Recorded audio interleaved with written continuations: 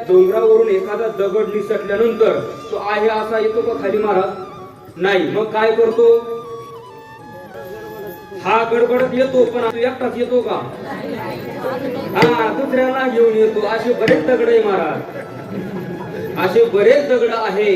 स्वतःवरती जाणार नाही आणि दुसरा वरती चालला तर त्याचे तंगडे खेचल्याशिवाय राहणार नाही.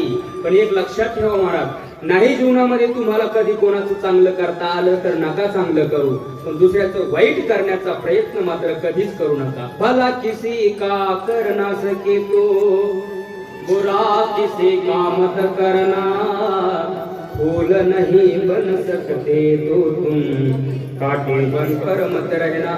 अरे नाही दुसऱ्याच्या रस्त्यावर फुलं टाकता आले तर नका टाकू, पण काटे पेरण्याचा प्रयत्न मात्र करू नका. कारण तुम्ही जर रस्त्यावर काटे पेरले तर दुसऱ्यांच्या गाड्या पंक्चर होणार, पण त्याच रस्त्याने तुम्हाला पण एखाद्या दिवशी जायची वेळ येणार. आणि रस्त्याने जात असताना तुमची गाडी पंक्चर झाल्यानंतर तुम्ही शाबासकी देणार, त्याला सत्कार करणार का? काय करणार मग तुम्ही? शिव्या टाकणार. कोणाला? काटे टाकणाराला. आणि काटे टाकणारा कोण? मग ती शिवी कोणाला? मग याचा विचार आपण केला पाहिजे. नाही दुसऱ्याचं चांगलं करता आलं तर नका चांगलं करू, दुसऱ्याचं वाईट करण्याचा प्रयत्न मात्र जीवनामध्ये करू नका.